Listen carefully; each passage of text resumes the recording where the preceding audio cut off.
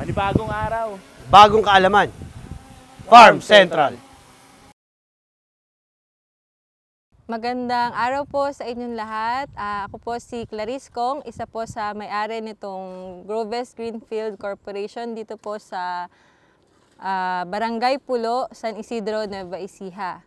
Kami po ay merong tatlong tinatanim dito na crops. Meron po kaming palay, meron din po kaming mushroom, oyster mushroom, at meron po kaming Japanese melon. Ito pong farm namin, nagsimula po kami. Isa po to sa mga product na tinatawag na pandemic baby. So, nung pandemic po, wala tayong masyadong ginagawa. Naisipan po namin na yung mga kapatid po kasi ng mami ko, nagbebenta sila ng mga lupa na dito sa Pulo San Isidro, na puro palayan. So, binili po namin siya nung year 2020. Then, by 2022, dito po muna kami nagstay. And nagdaan po kami sa Sili, sa Taiwan Sili po. Hindi kami masyadong sinuwerte doon kasi mahirap yung market. And kapag po basta umulan, nagkakaroon ng lapnos, wala na siyang solusyon. Then dumaan din po kami sa papaya. Ang problema naman po sa papaya, kapag mababa yung lugar ninyo, dahil nga po palayan ito, madali pong mabulok yung ugat. So ngayon po yung asawa ko, isa po siyang Malaysian, may nakita po siyang nagkatanim nitong Japanese melon sa Malaysia. Tinry po niyang gawin dito, so nagsimula po kami last year. Siguro mga 5 months po, kung ilang harvest po yun na hindi kami nag-succeed talaga. Yung una po, hindi namin, dahil sobrang excited kami na, uy, may Japanese melon dito. Tinry po namin siya itanim. So parang kami na mismong nandito sa farm, lagi kami pumapasok. So not knowing na kasama pala namin pumapasok yung mga insekto na kaaway ng melon. So hindi po siya lumaki, hindi siya nagkabunga. Tapos nag-invest po ulit kami, bumili ulit kami ng buto. Lumaki naman po siya siguro kasing laki ng apple. Pero hindi pa rin syempre yun yung gusto naming size. And then nagtanim ulit.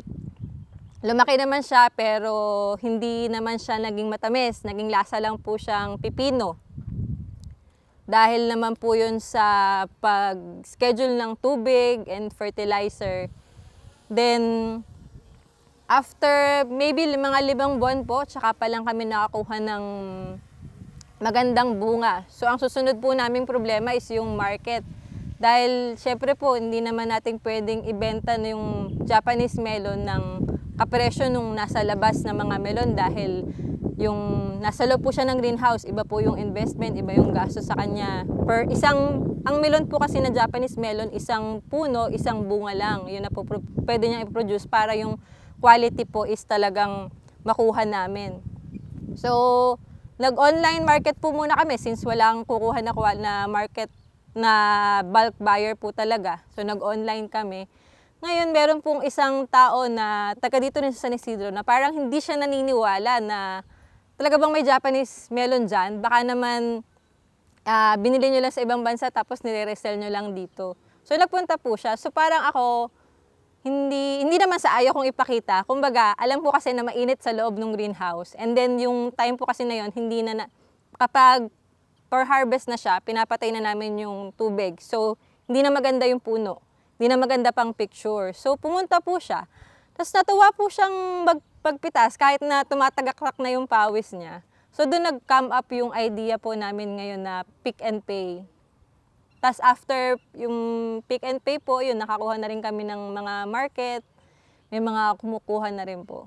Sa awa po ng Diyos ngayon, mag-1 year na po kami. And mukhang okay naman po. Sana okay na. Sa mushroom naman po, yung oyster mushroom po, nag-try kami niyan dito kasi sa bayan ng Bulacan. Malapit lang po kasi ang San Isidro sa Bulacan. Marami pong nagma-mushroom chips.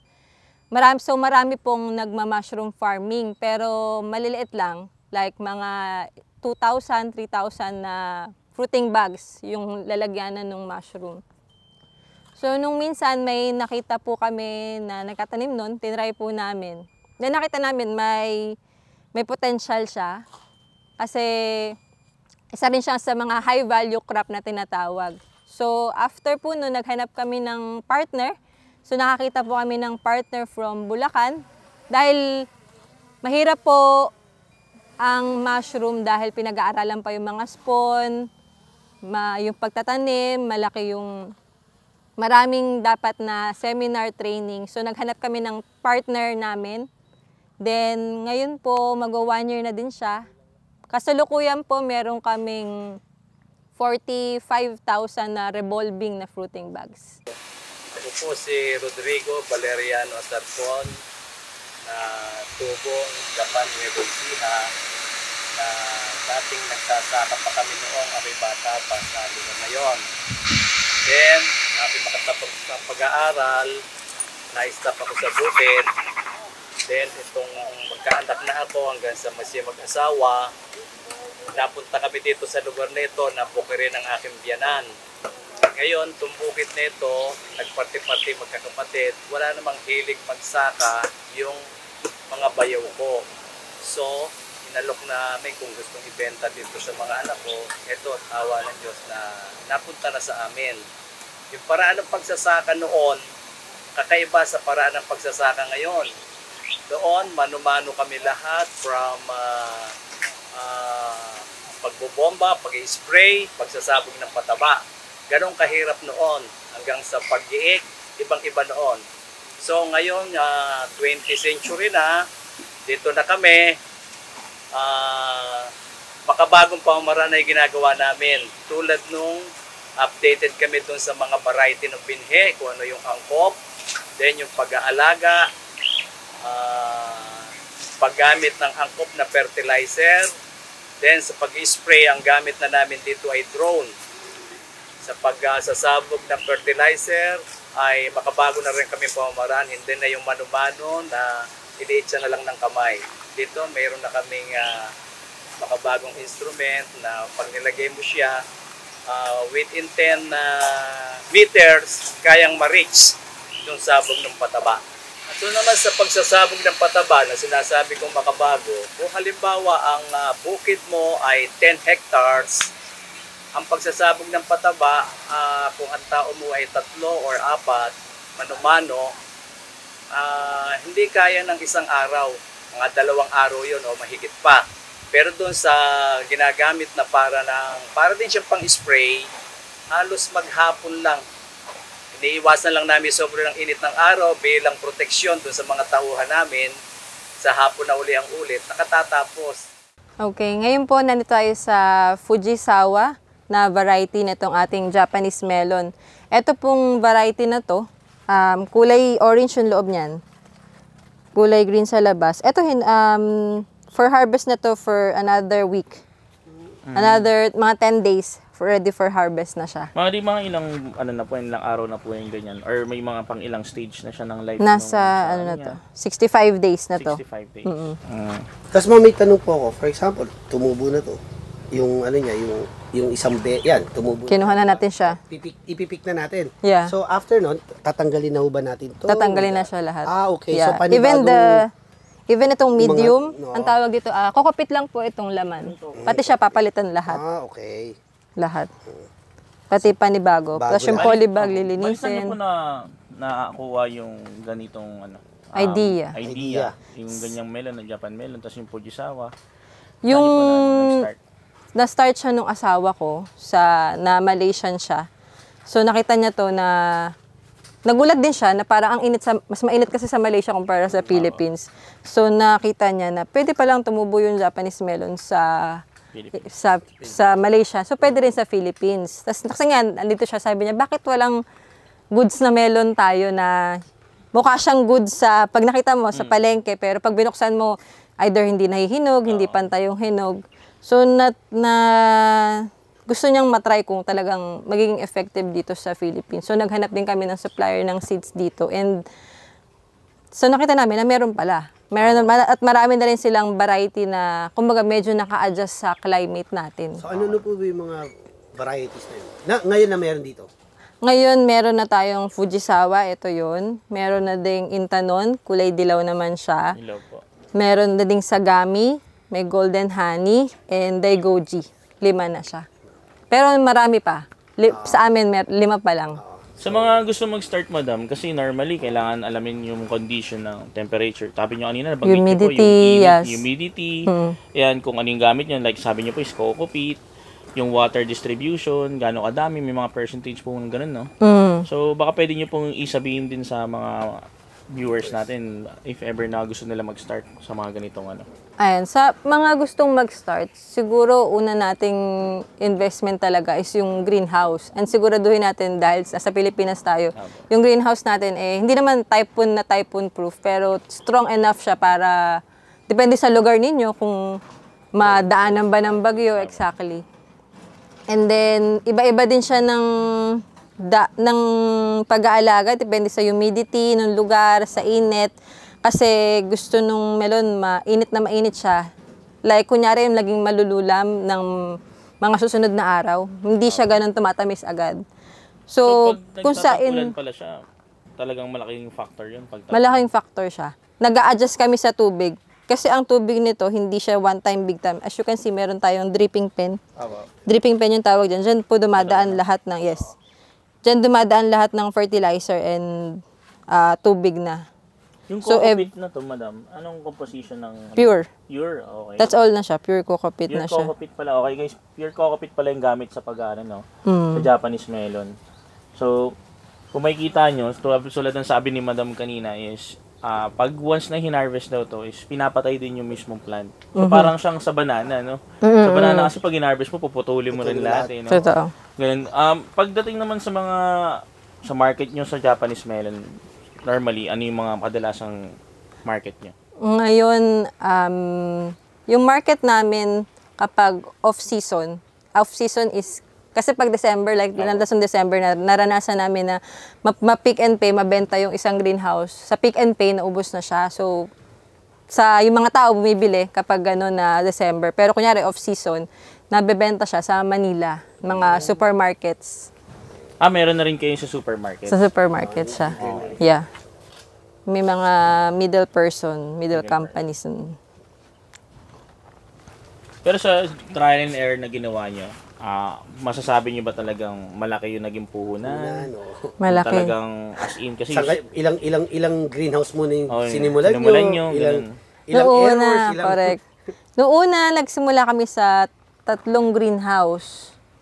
Then, yung asawa ko nga kasi, nakwento ko na is Malaysian. So, naka-3 try na siya. Nag-aaway na kami kasi sabi ko, itigil muna natin yung pagkapatayo ng greenhouse. Parang pwede namang mag-practice muna. And ang mahal-mahal po kasi ng buto ng Japanese melon. Hindi mo siya pwedeng itanim yung buto na nanggaling sa kanya, hindi mo pwedeng itanim. So, yun nga, madami pang try muna bago siya maging ganyang kaganda. So, you mean, napakalaki ng yung mga investment. buto na to, binibili nyo pa siya ulit? Binibili ulit. Hindi kayo yung literal na parang nag-produce pa? Hindi namin kaya. But you're goaling na maging ganun din soon. Mahirap yun. Mahirap kasi madami ng coating yun eh. Hindi siya basta madami ng coating. So, sige. So, yun nga, normally saan yung madalas nabibili lang? Yung mga ganong seeds, if ever, or pwede rin sa inyo ba mag-avail? Public. Hindi ko lang alam kung nagbebenta sila ng small quantity. Pero kami, ang supplier namin, Rizwan. Okay. Rizwan na company. International company siya, pero may branch sila dito. Okay. But, can you be a channel to those mga right now, yung hindi pa kami na-approve as distributor. Pero isa sa mga plan namin yun. No? Kasi pagkasunod na yung seeds, pag sila yung bumili ng seeds sa amin, nagka-problema yung puno nila, sila na magkatanong sa amin. So, hindi pa kami prepared dun sa susunod na step na yun. So, you're planning talaga magkaroon din ng training materials and everything? Yeah. In the future. Kasi hindi pa, as I said, hindi pa naman kami ganun. Hindi pa namin napagdaanan lahat ng bagyo, lahat ng insekto. Hindi pa namin siya natadaanan lahat. So, hindi pa namin ganun ka-perfect. Regarding naman sa insekto, anong klaseng insekto naman ang madalas na nagiging enemy ng Japanese melon? Actually, ang kaaway lang ng Japanese melon kapag nasa loob ng greenhouse is white flies. Siya yung nagdadala ng sakit, white flies. Pero hindi siya kagaya, kasi kapag nasa labas yung melon, marami yun may stem borer, lahat ng insekto. So, yun lang yung sakit niya. And ang solution lang namin is Downy and laundry detergent. Okay. So, Kaya- spray nyo or... Yeah, spray. Okay. Oh, spray. Spray lang. Kaya then we can assure na insecticide, tawag ito, insecticide, Free siya. Free. yeah, wala siyang residue. Residue already. Yun, insecticide residue. Kaya siya natatanggap din sa mga supermarkets. Kasi they test that din. So malaki pala talaga yung nagiging factor ng greenhouse, no. Kumbaga sa mga Yeah. pig nagiging domesticated talaga na maayos or mas nalilesen Saka sa yung risk. mga taong gusto yung healthy living talaga, sobrang less yung pag ng insecticide saka pesticide dito talaga. So nandito nga pala kami ngayon sa pagkuha ng Japan melon. So si Kuya Joseph pala, isa sa mga trusted worker ni Ma'am. So Kuya Joseph, gaano na po ako katagal dito na nagme-melon? Nasa 8 months na po ako dito, sir. Oo. Sa melon po na sa Groves Greenfield. Oo. So yung experience niyo Kuya Joseph sa pagme-melon, ano yung mga na-experience niyo na maganda, saka yung mga pangit din na nangyari? Opo. Dito kasi sa ano namin, sa greenhouse na to, isa sa pinakamagandang pamamaraan nila dito is itong dripping pen. Dripping pen. Yes, sir. Kasi imbis na manual tayong magdilig, automatic na siya. Automatic Nakarecord na siya sa cellphone na So automatic siya sa cellphone. So kahit saan ka pala, basta meron kang internet, mag-ano siya. Oo. Ayun pala. Okay. Basta naka-record lang siya doon sa ano niya kung kailan siya magdidilig. Tapos hindi na siya manually na didiligin ng tao dahil sa dami na yan. Okay. Diba? Innovated pala yung ano dito, no, farming. So ito kay Joseph, no. Ito po ba yung kukunin? So ano pong variety to? Fujisawa. Fujisawa. So sige kay Joseph, pakita niyo naman sa amin kung paano siya harvestin. Dito lang yan. Yan. Una, tingnan mo siya kung ang ano niya, yung dahon niya is dry na siya. Dry na. Means hinog na siya. So ibig sabihin, dinidiligan pa ba yan? Or tinitigil na ba yung pag ng source of water? Sa ganitong pa-harvest kami. Opo. Yung pinaka pandilig niya, hindi na inihinto na siya dahil sa ano, bago kami humarvest, tinetesting muna namin siya. Okay. Pwede na siyang pitasin o hindi. Okay. So bali magkakaroon kayo ng trial muna. Oh, Mga ilang trial yun normally sa mga ganun? Minsan nagtatry kami 3. Tatlo. Para sure na pumunta man nagpipick and pay dito, hindi kami papahiya. Papaya. Okay, tama. Sige kayo Joseph, tignan po natin, no? Para makita rin natin kung ano itsura talaga niya. Una, sige po. ganito lang. Tingnan mo lang siya sa dahon. Dahon. Tapos sa may mga yan. Yung crown po, no? Yung paikot. Tapos, minsan kasi ang ginagawa namin, inaamoy namin siya. Anong amoy po normally? Kung mabango siya. Mabango. Ibig Matamis sabihin, ba? matamis Ganun? na nun. Matamis na. Tapos then, pag kinat nyo siya, cut nyo lang siya dito. Yan. Ayan. Okay Tapos, po. dito lang siya. Ayan. Yung dahon. Ay, sorry. Ayan. Nasa po. Tanggalin nyo lang po ito. So mag-iiwan pa rin ng ano, ng Kasi, ganyan. Dahil Ano dito, pong purpose niyan? kasi ito, sa base sa pagkakuha namin, kaya niyang tumagal ng 3 linggo. Pag may ganyan. Nag-uumpisa sa dito, matuyo. Okay. Parang lifespan niya to. Oo. Okay. Kaya habang natitiktik siya, parang patiktik. Wow. Nagtitiktik siya, halo siyang tumatamis. Okay pala, no? So, bubuksan mo ba ngayon yan kay Joseph? Or dun na? Testing natin. Sige, testing natin kay Joseph. Yung kukunin natin na variety naman yun na ipipick ni Kuya Joseph is yung Intanon daw. So, kay Joseph, anong pagkakaiba ng Intanon dun sa Fujisawa na variety? Ano yung pagkakaiba niya? Normally. Dito kasi, sa Intanon naman kasi, di ba sa Fujisawa, once na binuksan mo yung Fujisawa, Opo. ang kulay niya is kulay orange. Orange. Ito namang Intanon. Dito naman sa Intanon, pag binuksan mo siya, is kulay white. White. Yes. So, yung lasa naman nila, may difference din ba sila sa lasa? Kasi ang Fujisawa dito is nag-range sa ng 1 up to 16. Sa ano niya, sa bricks tester. Nagsisilagay siya ng 16. Ano yung ibig sabihin nun, sir? Matamis siya. Matamis. Ay yung tester ng tamis. Yes. Ito naman sa Intanon, Ganun din siya, pas halos sa 14 naman is good for the taste. for the taste na rin. Okay, sige. Sige kuya, simulan natin kung paano ulit. So pero same lang din siya. Pag alam mong dried na yung leaves, pwedeng good for harvest na rin yun. And then magtitira ulit ang dulo para pag tumagal siya, maglas siya for at least 3 weeks. I-stock, pwede rin siya. Okay. Up to 3 weeks. Okay, sige po.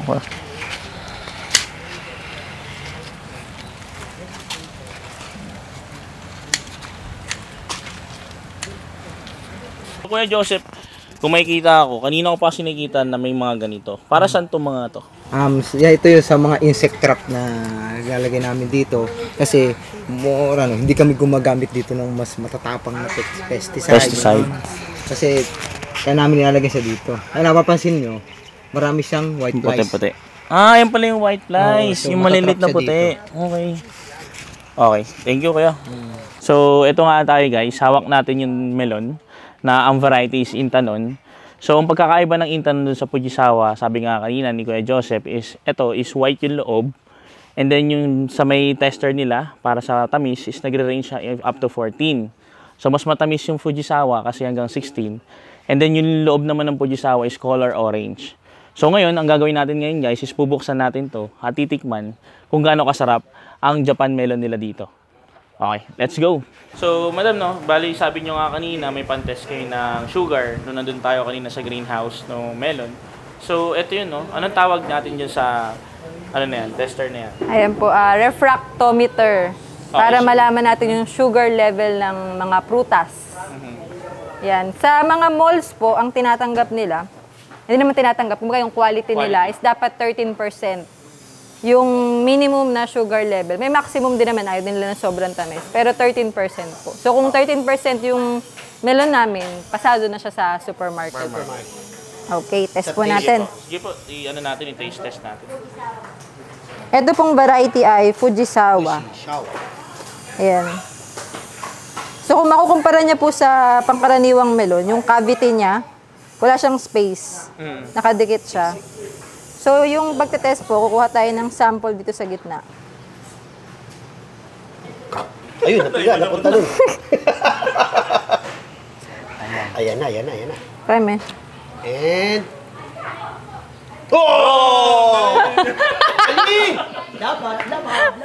Good morning po. Ako po si Rayan Ditanoy from Bustos, Bulacan. Bali, kaming mag-partner, mag-asawa, kami ang naka-assign dito sa mushroom production. So, sa lahat ng process dito, so kami ang naka-in-charge na mag-handle din ng mga tao dito sa loob ng Growbest. Okay. So, sa ngayon po, ano po yung ginagawa ni Madam? Bali, naglalagay po siya sa bags ng substrate po natin, no, na gagawin nating patubuan ng kabuti. After po niyan, ipipress po muna siya para makuha yung tamang consistency ng bags. Then, lalagyan po ng neck and cap. So ito po, tatanong ko lang sir ha. Ito po, ano po ba consist niyan? Ano bang ang ating pong substrate ay consists of organic ingredients po, no? Okay. So sawdust mostly from soft foods, mango and acacia tree. Then darak, lime and molasses po. So ngayon, ito na ipipress ni sir. Yes. Sige, kaya press mo muna yung dalawa. Ay, dalawa lang. Okay.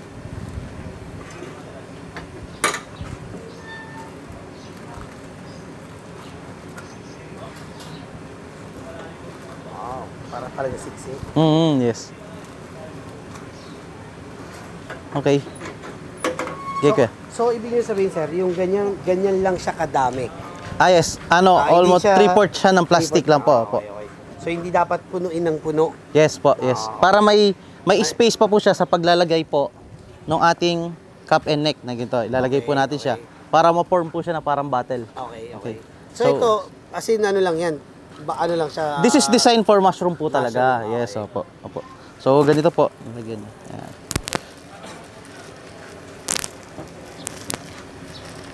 May laman na ho ba yung cup niyan? Wala pa po. Wala pa po. As patubuan pa lang po siya. Yes.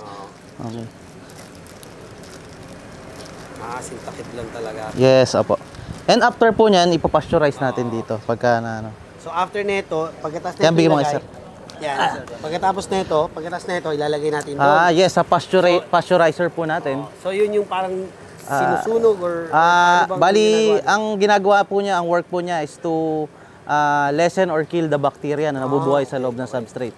Kasi po si amag, si oyster mushroom na kinukulture po natin dito, nabubuhay po siya sa clean environment. Okay. Okay. Yan po. Nice. Yan. Okay. Good. Tapos after nito ilagay, After po dyan, dito na. after po niyan i-pasteurizer, papalamigin po ng a day. And then magtatanim pa po doon sa tawag namin na inoculation area. So doon, ilang days? ano po diyan, from 16 to 18 hours natin i-steam, then after a day, tsaka na i-inoculate. So dito walang laman kasi sir dahil wala kami schedule ngayon. So dito sa area na to para close area siya. So malilesen natin yung contamination. Then after that sir, ito. How many days ulit dito sir? Diyan sir, ano lang sir, maghapon lang pag tinaniman. Isang araw lang. Yung 2 box na po yun na nagko-consist ng 3,000 bags, ini-inoculate namin sa loob ng isang araw. So after that, ilalagay namin siya dito, then wait yung bags niya na marami pa maging white. So meron ako dito This is the one we inoculate yesterday. Okay. So start ng ganyan, may binhi siya. Yan. So kusa siyang tumutubo, tama? Yes, nagrarami pa siya, kino-colonize niya po yung substrate. Opo. Yan. Kasi ito, how many days? 1 day. This one sir is 1 day. Magto 2 days na po. This is 1 week. 1 week na. Yan. So parami na parami. Yes sir, pakita natin 1 day, 1 week, 2 weeks, and then this one is ready na for transfer sa grow house. Grow house na yan. Mamumunga na po siya. Yes. Yan. So technically, ilang weeks para mailagay na dun sa grow house? 28 to 36 days, about mga 4 to 5 weeks. Yes po. So ito na po yung time na kailangan na siya kasi even hindi po natin siya alagaan, maglalabas na po siya ng mushroom. Yes po. So may ganyan, pag ganito na po ang age, mostly sana before magganito, may transfer na sa growing house.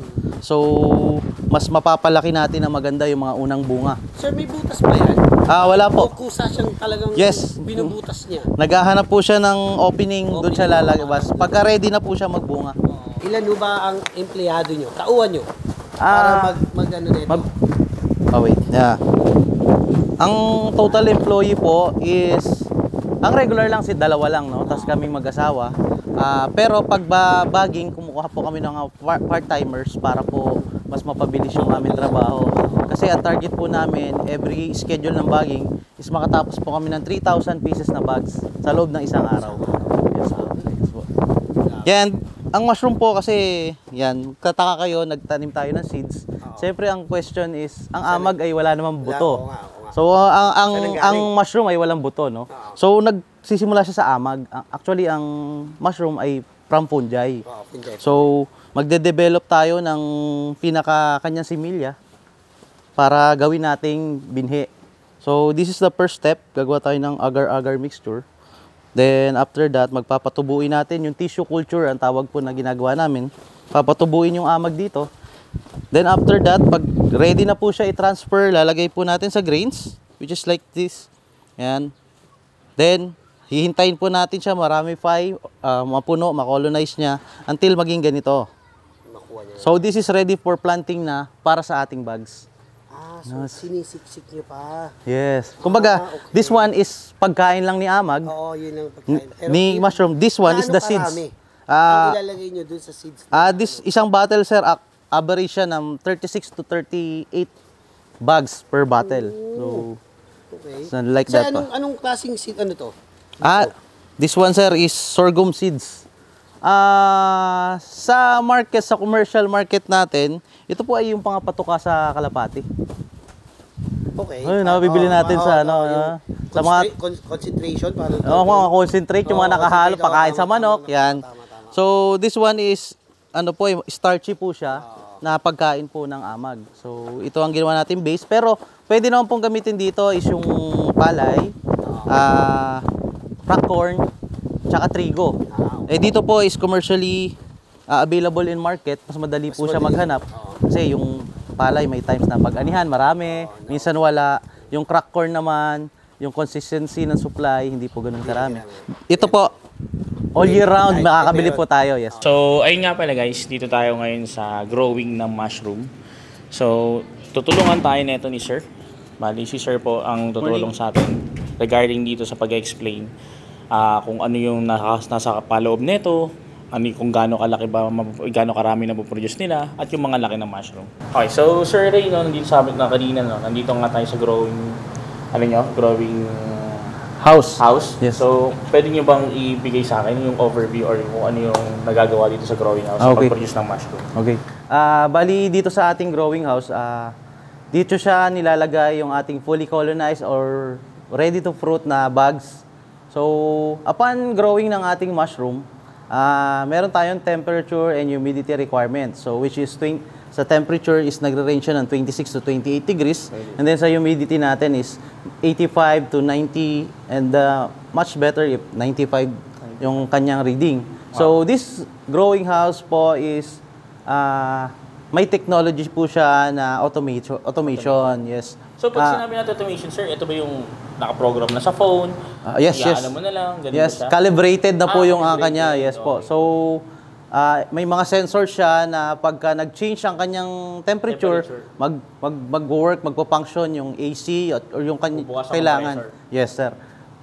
Ang difference, sir, nito, sir, before ako nag-start po ng mushroom, yung traditional style lang dito sa atin.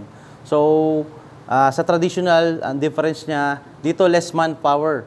So, dahil yung automation ang nagbibigay sa kanya ng correct requirements niya para sa pagbunga, less na tayo sa tao, sa human intervention also.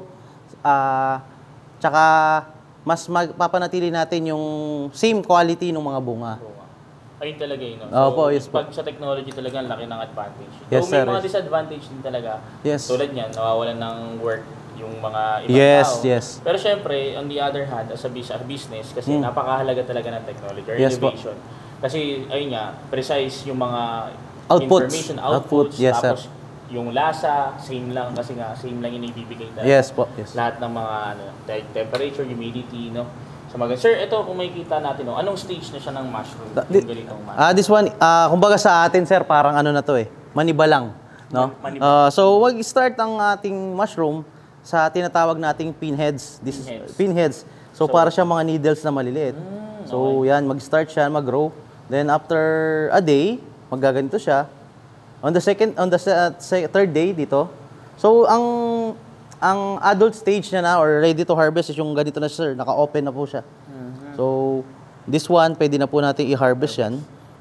Pwede pumutol? Yes, sir. Yes, sir. Pwede. So, sa pag-harvest naman yan, mas maganda ma-practice natin. Matatanggal natin pati yung roots. Kasi pag naiwan yung roots, nag-i-start siya ma-decompose. Then, nagpo-produce siya ng mga, minsan, pag naamoy ng fruit flies, and then yung madi-deteriorate siya, masisira yung ating bags. Pwede mo sample, sir? Yes, sir. Yes, sir. So, ganyan. Tatanggalin natin hanggang yung roots ito. So, ito yung pinaka-roots niya. Pag nakuha natin yung surface na to, so it means clean na yung area niya. Sa susunod, hindi mabablock yung susunod na pinheads na lalabas. Pwede ko ba ngawan? Yes, sir. Yes, sir. Sir, no? So, ang tawag dito, guys, is oyster Mushroom. mushroom. So, bakit siya natawag na oyster mushroom? So, pagkakaalam mo siya.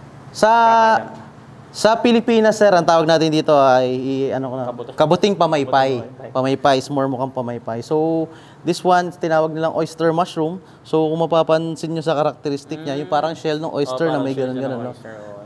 Yan. Kaya pala siya tinawag na oyster mushroom. So, bali, ito pala guys yung madalas na kinakain natin sa Manila na chips, no? Yung mga The mushroom chips yan, number one, yes. So, dito sila nagpo-produce ng mga mushroom chips. So, sir, yung itong makikita ko, ang lambot niya, no? Pero pag kinain mo, mushroom chips, ang sarap tapos. Yes, napapakulutong nila. Ang lutong nila, no? Ito, sir, yung ganito, ilang days to from dito sa growing stage dito? Ilang days na to? Bali, third day. Third day po yan, ready to 3 harvest days na. Talaga. Yes. So, sa per day nyo, ilang yung napoproduce nyo? Kilo? Ilang kilo ba siya? All in all, sir, dito sa lahat ng growing house, may average kami na 40K bags. 40K. So, average daily is 60 to 80. Kilos. So, dun tayo lagi sa minimum. Ayaw naman na mag-boast naman. Yes. So, sa flushing stage, merong flushing stage na katulad po niyan, yung nagkakasabay-sabay. Almost pag nag-uniform sila lahat, ang maximum na, so far na harvest namin is 220 kilos ang pinakamarami po. Yes po. Okay. Sir, dun sa produce nyo na to, paano nyo pala siya market? Aside sa pag-ano nyo ng chips na kayo yung nagpo-produce, diba? So, paano nyo siya inilalabas para mas makilala pa ng iba? Yes. First, sir, una to, sa first market is to process, no, from our produce. And then, kumukontak din po kami ng ibang mga buyers na nagpa-process na may kakulangan sa demand at supply ng mushroom. So, at the same time, dito naman po sa community para makatulong sa community, no? At first, we started, nagpa-try kami sa paligid. Kasi, ang kilala po sa atin din sa Pilipinas, yung kabuting saging. Yung which is yung parang umbrella na tawag nila doon ay native, Tagalog, ganyan. So, we started to give them samples para malaman nila na ito ay hindi nakakalason. So, mabago yung idea na yung mga kaba. Yan. And then, after that, we started na, mag-sell na po kami. So, some one port, one half. And then, nung nakilala na po, may mga pumunta na rin po na pwede ba kami mag-resell para maging kami na rin na magbenta sa iba naman lugar. Kayo yung So, distribute. yes. Kayo distribute niyo sa kanila. Yes po, yes po. So sa mga gusto, sir, paano kunyari, sir, ako, gusto ko sana mag-resell nito, lalapit lang ako sa inyo, ganun, tapos may minimum ba, kano yung puhunan? Yes. Paano yung ganun niya, sir? Sa Mga pag-ano po nito, sir, pwede naman po walk-in. Walk-in. Yes. Open naman po tayo and nag-a-accept tayo ng mga bagong clients. So, this one, binibenta mo natin siya ng 250 per kilo po. 250 Per kilo sa retail, but on a bulk price, may less pa po tayo doon para ma-market din nila ng same ng retail na may kumikita pa po sila. Yan po. So, ayun guys, so, sa mga gusto nga mag-avail ng ganito, mag-reseller, so they accept as a reseller para dito. So, 250 per kilo, pero pag bulk, meron kayong discount na makukuha. And then, how about, do you offer trainings po ba? Pagdating sa ganito, para may package po ba? Like for example, I do trainings face-to-face. After the trainings, may package ba ako? Like for example, ganito yung makukuha mong bags. Ganyan, may mga ganun po ba, sir? Bali, ganito, sir. Sa amin, sir. As so far, sa ngayon po, wala pa po kami, no? We're planning to and manage na paano yung pa-training, no? But on selling bags, we sell also bags, eh. So, upon selling ng bags, kasama po yan sa package namin na turuan lalo na si first-time client, how to grow. How to grow until the first cycle na matapos niya para alam niya kung paano magpatubo ng kabuti. So, hindi naman po, katulad niya, sabi ko nga po, automation is an investment. So, mag-start po tayo traditional way. So, tuturuan natin sila on a traditional. Kasi, like sa business, sir, pag hindi ka kumita, hindi ka na uulit. So, included sa package po namin to educate them na matuto magpabunga ng mushroom. So, using automation or using innovation. Yes, both sides kung ano po ang mapipili ni client. Yan Okay. po. So, kumbaga, sir, sinasabi nyo is flexible kayo. Yes po, yes. In the traditional way, and then the modern way, the technological Yes, na may sir. involvement. Yes. So, ayun guys, so makikita nyo guys, napakaganda ng technology. At saka dito sa kanila guys, kung mapapansin nyo, sabi nga ni Kuya Ray, pwede siya para doon sa traditional na yung mga budget is hindi ganun kalaki. So, in a traditional way, kikita pa rin naman kayo sa pagmamashroom. And then, pag gusto nyo talaga mag-large scale, at talagang yung innovation gusto nyo i-apply at mas maganda, mass production to guys. Kung makikita nyo guys, pwede rin si Kuya Ray ang mag-train sa inyo guys. So far, sa ngayon, wala pa silang face-to-face training or mga pwedeng i-conduct. So, ano po ba ito approve ba ito by DA, mga ganun, sir? Mga yung ginagawa natin dito? Actually, sir, this one naman is we practice organic agricultural farming. So, basically, most organic materials na nilalagay. Hindi kami gumagamit ng... Kasi ang difference, sir, cultivating mushroom. So, if we harvest this flower, sir, we directly eat na to yung mushroom. Unlike sa... So, nakakain siya? Sir, ito? yes. We can eat raw. Yes, sir. Sir. Sige. We can eat raw, sir. So, ito pala nakakain to guys. Ayun, no? So, ang lasa niya guys, para matubig siya. Matubig and earthy flavor. Earthy flavor. Pero may something salty ako na nasa. Yes. Masarap siya, masarap. Hindi yan. Masarap. Yung dahon lang, yung dahon. Alam mo yung kumagat ka ng ng literal na mushroom chips? Sarap din siya. Yung taste ng mushroom. So, that's the difference, sir. Yung tayo ng plants, ano? Sa plants kasi, meron lalo yung mga fruit bearing. Even we spray na mga some chemicals doon sa para abono pataba. Safe pa rin tayo kasi after nung lumabas yung hindi na tayo mag-spray. This one, we practice po na as much as possible, organic ang gamit natin. Kasi katulad nito, directly po natin kinain. Kung meron pesticides or kung ano mga abono. So hindi safe sa atin po. Yes po. Yan. So guys, ang ganda talaga ng ano nila rito, no? Kung makikita nyo, kinain namin yung directly. Ito. Kung makikita nyo guys, ito. Kinain ko ulit directly guys. So purely organic yung ginagamit nila rito. Hindi sila gumagamit ng chemicals just to grow the mushroom. So masarap. May earthly taste pero malalasama yung watery na may pagka medyo salt. So ayun. Ayun sir. May ano ka ba? Additional? Isa pa po pala, ayun, may share ko lang po. No? May share ko lang po. And then, about automation, so baka magkakaroon ng mga negative thoughts sa mga ating mga nakapanood. Ano po. So, upon automation, yes, lesser sa manpower. But here, we practice here on a growing house lang, this automation to maintain the quality. But on the production area namin, we chose to use it to make it manually. So para makatulong po sa community. Pa rin. Yes, so pag nagbabags po kami ito, kung mapapansin niyo po, ang target namin is 3,000 a day. So nag-ask kami ng part-timers or yung mga magiging gustong mag-regular sa paligid para makatulong din po, lalo especially po sa mga single mothers, tapos yung mga out-of-school youths na talagang gusto mag-aral ulit, yon. So makakapag-ipon sila ng savings nila para makapag-aral ulit. Ganun. Yes po, yes po. Okay, sa mga gusto pong matuto, mag-enjoy, kumita sa pagkakabuti, so ini-invite po namin kayo na pumasyal po dito sa farm, sa Grobes Greenfields, dito sa Nueva Ecija po, no? So, nagki-cater kami ng selling ng flowers, ng fresh flowers, process, and then, nagtitinda rin po kami ng fruiting bags para po sa kanila ay matutunan at malaman nila kung gusto nila mag-grow. So, they can try. So, it's another pagkukuhanan ng puhunan. Yan. Sa mga interested, pwede kayong pumunta or contact Grobes Greenfields Corporation. So, para mapag-usapan po natin kung ano po yung mga inquiries nila. Ayun lang po at makabuting araw po sa inyong lahat. Ayan, sa mga gusto pong magsimula ng business or nag-iisip kayo kung anong business na pwede nyo simulan. Pag may nakita kayo sa ibang lugar, ibang bansa na gusto nyo nang simulan or maging motivasyon nyo para magsimula ng business, nakita nyo na may chance dito sa ating bansa, gawin nyo na agad kasi hindi nyo alam baka may makakitang iba at mauna sila pagsisihan nyo bandang huli. So, ayan po sa mga gusto pong makontak kami, mag-pick and pay, bumili ng mushroom fruiting bags, or kahit ano po na pwede nating mapag-usapan. For inquiries, you can contact us on our FB page and here is our email. Don't forget, Grobes Greenfield! The community partner